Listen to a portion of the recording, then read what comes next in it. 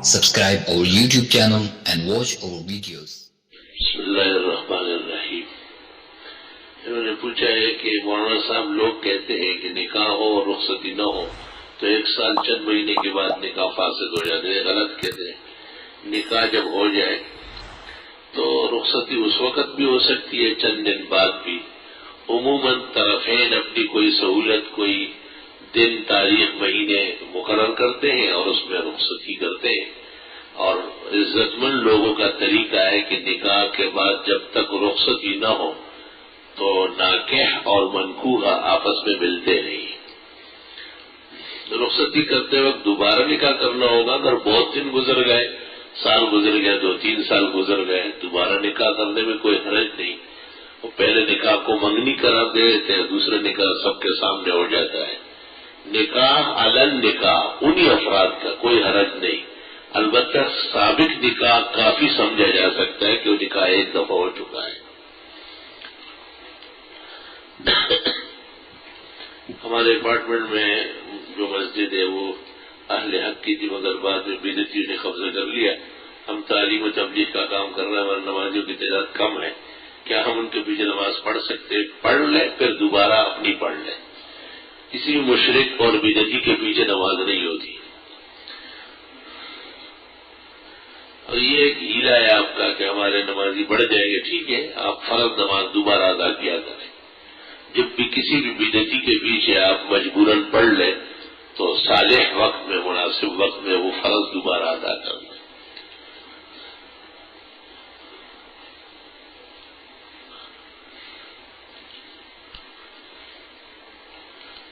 جی، اللہ پاک آپ کو ہمت دے اور آپ کو حق کی حمایت کی توفیق دے.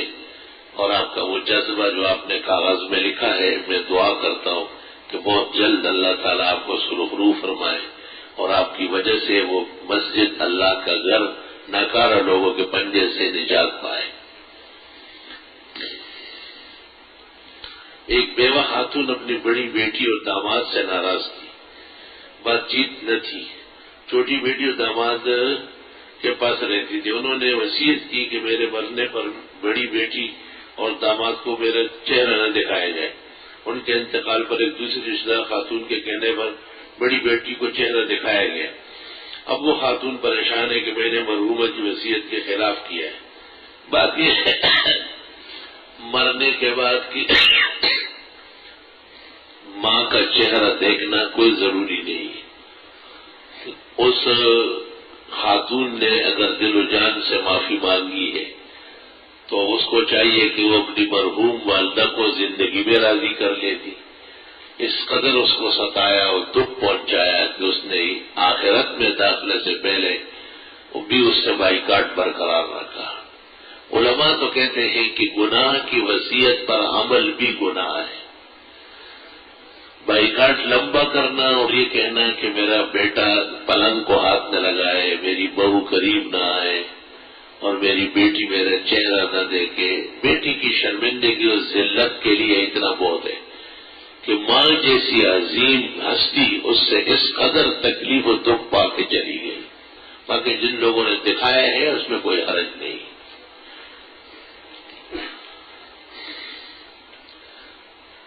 اللہ تعالیٰ آپ کو صحت کاملہ عطا فرمائے. آمین. ہم سب آپ سے فیض حاصل کرنے کا موقع عطا. آمین.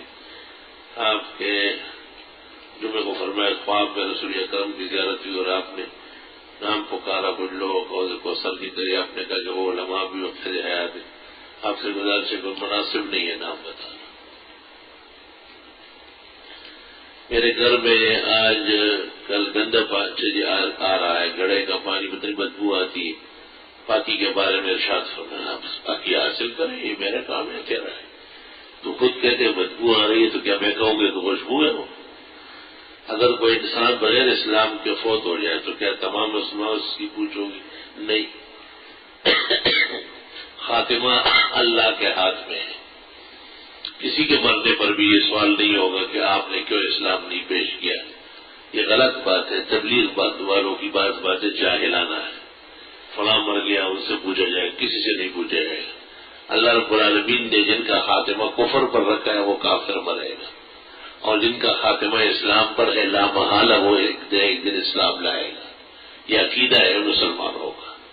اور اگر کوئی کہے کہ ہم تبلیغ کر لیتے تو وہ مسلمان ہو جاتا، مسلم شریف میں ہے عبداللہ ابن عمر فرماتے تھے یہ اس امت کے مجوسی ہے، اگر یہ بیمار ہو جائے تو عیادت نہ کرنا، مر جائے تو جنازہ نہ پڑھنا۔ ہاں یہ کہنا درست ہے کہ ہمارے ذمہ دین کی جو تبلیغ ہے ہمیں اس میں سستی نہیں کرنا چاہیے۔ اگر ہماری وجہ سے دین کی بات آگے بڑھ سکتی تھی اور ہم نے نہیں بڑھنے دی تو ہم سے اس پر پوچھ گچھ ہوگی۔ کسی کے ہاتھ میں کہ ہم کوئی ذمہ دار نہیں، وہ رب العالمین کے ہاتھ میں ہے۔ ہمارے ادارے بعض لوگ اکابرین کی عبارتوں سے لوگوں کو فتنے میں ڈالتے ہیں۔ اس کے جواب میں کوئی عام فام کتاب کا نام عبارات اکابر، وہاں کے کلّا سر مولانا سرفراز خان۔ کیا میت کو غسل دینے والے کا اور کفر سے اسلام میں داخل ہونے والے کا خود غسل کرنا ضروری ہے؟ ضروری کوئی نہیں ہے، ہر دونوں غسل مستحب ہے۔ بعض لوگ کہتے ہیں قرآن کو صرف ہاتھ لگانے کے لیے وضو فرض ہونا ضروری نہیں ہے، قرآن کو ہاتھ لگانے کے لیے وضو ضروری ہے۔ اور وہ سورہ واقعہ کی آیت لَيَمَسُّهُ مُطَهَّرٌ کو دلیل پر تو اسے تو یہ معلوم ہوتا ہے نا کہ پاک ہونا چاہیے، مطہر باوضو کو کہتے ہیں۔ مفتی صاحب پائے اور اوجڑی جیسے بٹ بھی کہتے ہیں کھانا کیسے بہت بہتر ہے، زیادہ کھایا کرو، معدہ اچھا رہے گا۔ پائے اور اوجڑی اس کی صفائی ذرا مشکل اور پکانا گراں ہے، بہترین ڈش ہے۔ ایک لڑکی کی منگنی پہلے سے ایک راشی پولیس والے سے ہوئی، جو سال کے بعد لڑکی کو ایک دیندار سے محبت ہو گئی تو منگنی توڑنا پڑا۔ اگر جائز ہے تو دیندار کے حق میں دعا فرمو۔ مجھے کیا معلوم ہے، اگر آپ کی پرچی درست ہو، پولیس والا واقعی راشی ہو اور اس سے مسلمان خاتون کی زندگی اجیر ہونے والی ہو، اور اس منگنی ٹوٹنے میں شرعاً کوئی قباحت نہ ہو تو اگلے مرحلے کے لیے دعا ہے، ورنہ نہیں۔ بعض لوگوں میں دیکھنے میں آتا ہے کہ وہ اپنے شیرخوار بچوں کے سراہنے یا تک میں لوہے یا چاندی کی چھری چاقو رکھتے تھے، اس سے بچہ ڈرتا نہیں۔ معلوم یہ کرنا کہ شریعت کے اندر اس کی شریعت ایک تدبیر ہے، لوہے کی چیزوں سے جنات ڈرتے ہیں۔ بہتر یہ ہے کہ چھرا چاقو یا لوہے کی چیز پر آیت الکرسی 101 مرتبہ پڑھ کر دم کر دے، اور وہ چاقو چھری سب کو نظر نہیں آنا چاہیے، تکے کے اندر چھپا لے اس کو، اور ایسا پیک کر لے کہ کبھی کسی کو چبھ نہ جائے، درست اور صحیح۔ حیدرآباد میں مستقل کاروبار ہے، ہم ہفتے کے دن جاتے ہیں اور جمعرات کو واپس ہوتے ہیں، جبکہ مستقل رہائش ہماری کراچی میں ہے۔ اب پوچھتے ہیں کہ حیدرآباد میں ہم نمازیں پوری پڑھیں گے، یا نماز میں آپ کوشش کریں کہ جماعت کے ساتھ پڑھیں اور پوری پڑھیں۔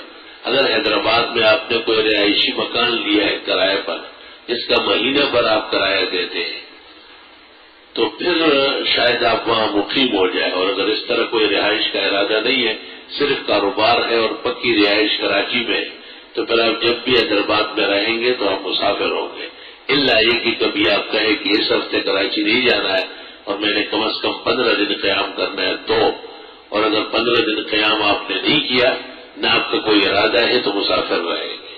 اگر حیدرآباد میں آپ نے کوئی دکان، کوئی مکان کرائے پر لیا ہے، ظاہر مہینے کا تو نہیں ہوگا، سال بھر کا ہوگا، پھر آپ جس دن جائیں گے تو نیت کر لیں کہ میں نے ہو سکتا ہے 15 دن ٹھہر لوں، تو آپ مقیم ہوتے جائیں گے، ورنہ نہیں ہوں گے، مسافر ہی رہیں گے۔ میں دودھ کا کام شروع کرنے جا رہا ہوں۔ منڈی سے دودھ کلو میں ملتا ہے اور گھروں میں لیٹر سے دیا جاتا ہے، اس کا نقصان 2 سے 1/2 کلو بنتا ہے۔ ایسی صورت مجھے کیا کرنا چاہیے؟ اگر پیسے بڑھاتا ہوں تو پبلک نہیں آئے گی، اگر پانی ملاتا ہوں تو ضمیر گوارا نہیں کرتا۔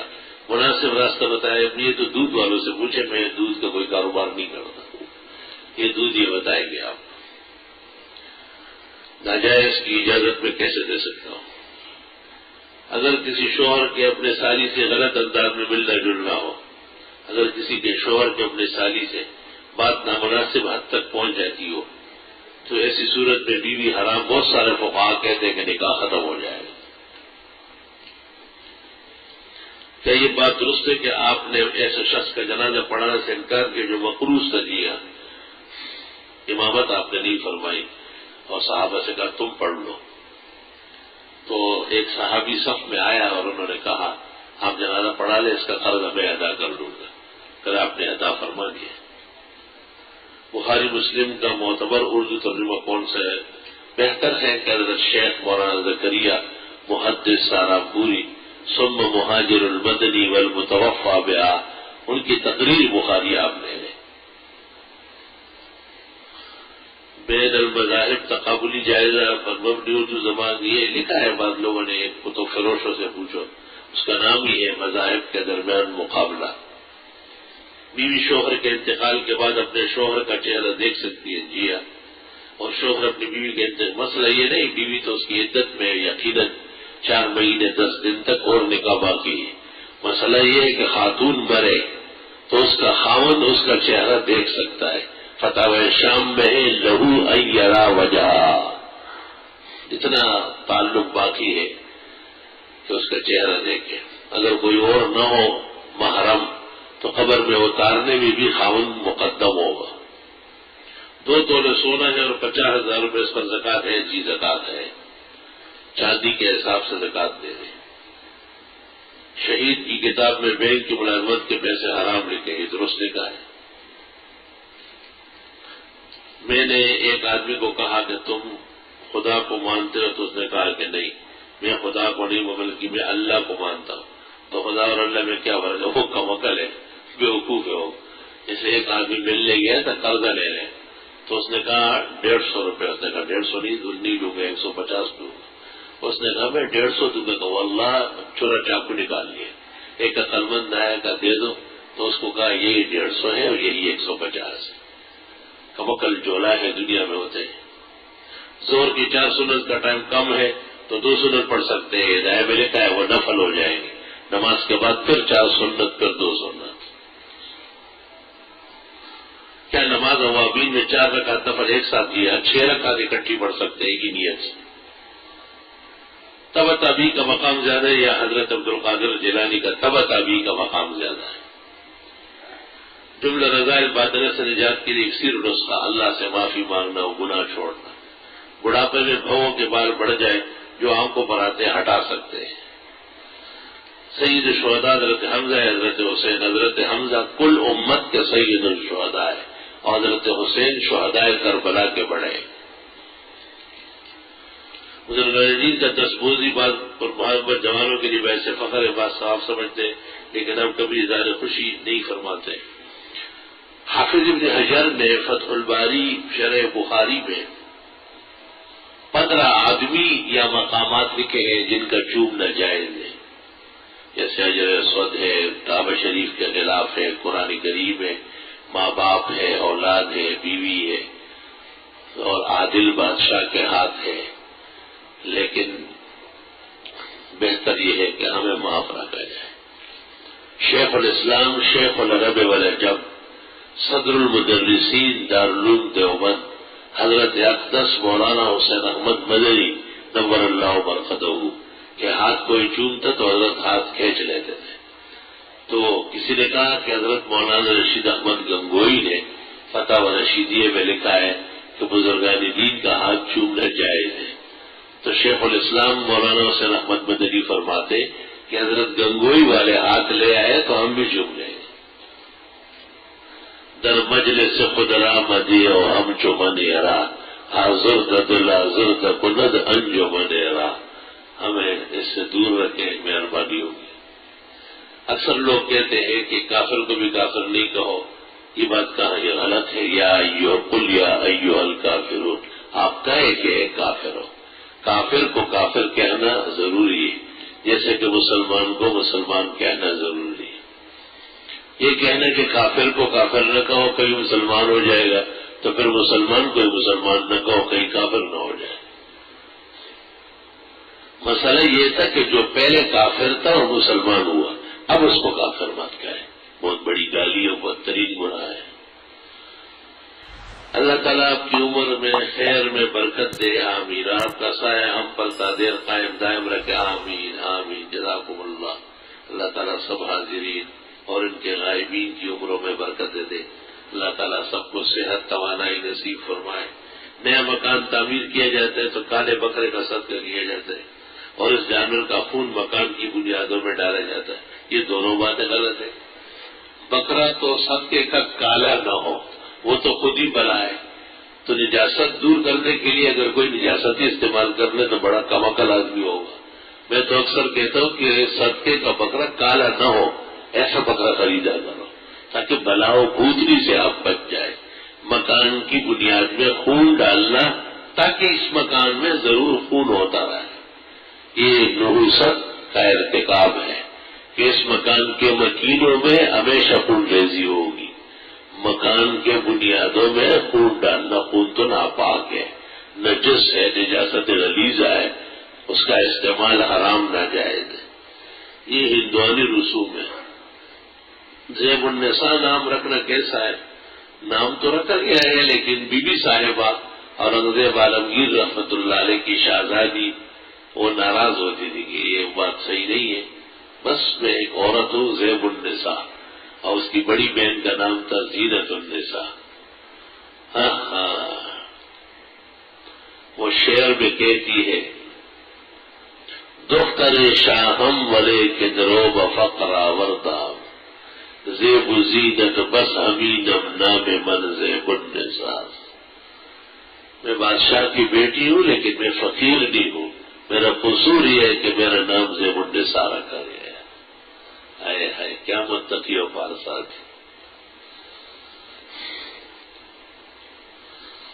میرا سوال ہے کہ عورت اور مرد کی نماز میں کیا فرق ہے؟ بہت فرق ہے. جو فرق مرد اور عورت میں، آپ کو کوئی عورت اپنی جیسی نظر آئی گیا یا اپنے آپ کسی عورت کی طرح نظر آنے لگا؟ مرد کے سر پر پگڑی ہے اور عورت کے سر پر دوپٹہ ہے. مرد کھلا پھرے گا، خاتون پردے میں رہے گی. مرد امام بنے گا، مؤذن بنے گا. مسجد میں آئیں گے خواتین، نہ امام بن سکتی نہ مؤذن، نہ ان کی جماعت جائز ہے. تو اس سے تو صاف ظاہر ہے کہ عورت اور مرد میں فرق ہے. ان کے طریقہ کار میں بھی فرق ہے، استنجا اور وضو میں بھی فرق ہے. اسی طرح ان کے تمام معاملات میں تو نماز میں بھی فرق ہے. وہ قرات بالجہر نہیں کرے گی، آہستہ کرے گی. وہ ہاتھ بہت دور تک نہیں اٹھائے گی، نیچے تک رکھے گی. اور وہ ہاتھ سینے پر باندھے گی اور مرد ناف کے نیچے یا ناف کے اوپر باندھے گا. فرق یقیناً ہے. عورت اور مرد کی نماز کا فرق کا انکار کرنا کمعقل پن حدیث اور فقہ سے بے خبری. جو کہتے فرق نہیں ہے وہ کمعقل ہے، ان کے لیے ہدایت کی دعا کریں. تفصیلات کے لیے ہمارے بزرگ اور مخدوم المجتہد فی المناظرہ حضرت مولانا محمد امین صاحب کاڑوی نور اللہ مرقدہ کی کتاب مرد اور عورت کی نماز کا فرق ملاحظہ ہو. میرے روپے میں برکت نہیں ہوتی، جب صدقہ کبھی دیتا ہوں، لوگوں کے کام بھی آتا ہوں، کام میں رکا. پتہ نہیں کیا برکت کس کو کہتے ہیں. پہلے برکت پہچان لو. ایسا نہ ہو کہ برکت نام کا کوئی آدمی ہو اور آپ کا خیال یہ ہو کہ میرے گھر یہ آ جائے. میرے ابو اور میرے نانا سخت علیل اللہ صحت عطا فرمائے. الحمدللہ رب العالمین. نستغفرک اللہم ونسألک السلام والعافیہ. لا الہ الا اللہ وحدہ لا شریک لہ الملک ولہ الحمد وعلی کل شیء قدیر. جن لوگوں نے اپنے مرحومین کا ذکر کیا اللہ ان کی بخشش فرمائے. جن کے بیماران ہیں اللہ تعالیٰ انہیں صحت شفا دے. جن کے کام و روزگار میں برکت کا فقدان ہے اللہ اپنے خزائن احسان سے برکتیں، نعمتیں، خوشیاں عطا فرمائے. جنہیں اور کوئی رنج اور غم ہے اللہ ان کو مداوا دے.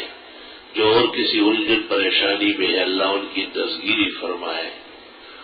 ہمارے بزرگ ساتھی طارق سدوزئی کی ہمشیرہ چند روز پہلے وفات پا گئی ہے.